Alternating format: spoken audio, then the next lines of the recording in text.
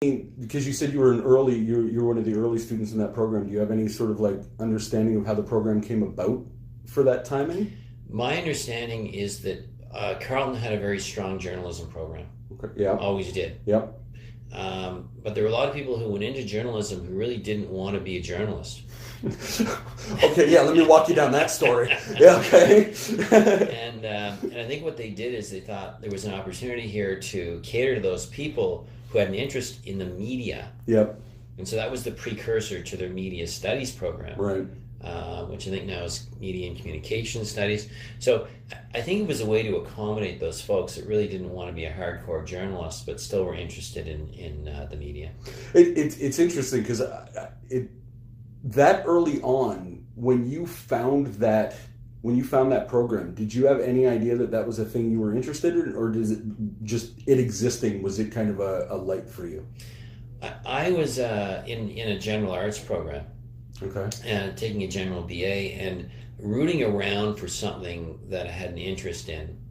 Honestly, that probably wasn't too hard. I wasn't, didn't want to go into science, right. Biology or something. So I thought, geez, I toyed around with economics, but again, I wasn't in a commerce degree. Right. So I thought, geez, this is interesting. I can get into this, and this will be a nice way to, go to school. Do you still, because I mean, obviously now you're at a point where what you learned in college has become your life, basically, an extension of it. Do you still look back on individual lessons? Like, are there things that you take away from those specific days that you still use day to day when you're doing what you're doing? The interesting thing is, last year, the folks at Carleton, through their agency, contacted me and said, do you want to help us out to celebrate the 40th anniversary? And I said, well, I never graduated. And they said, well, are you interested in graduating? And I said, of course. So I'm about to finish the final course that will allow me to graduate this June.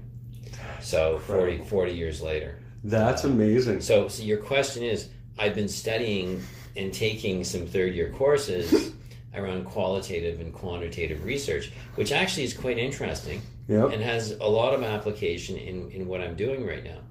So it's been interesting to go back to academia and actually have a practical purpose for it. Don't forget, you can subscribe to our full audio episodes on Spotify, Apple Podcasts, or anywhere you find your audio podcasts.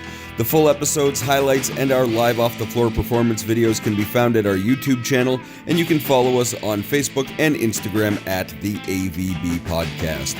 Of course, you'll find links to our incredible sponsors and this week's guest in the description below.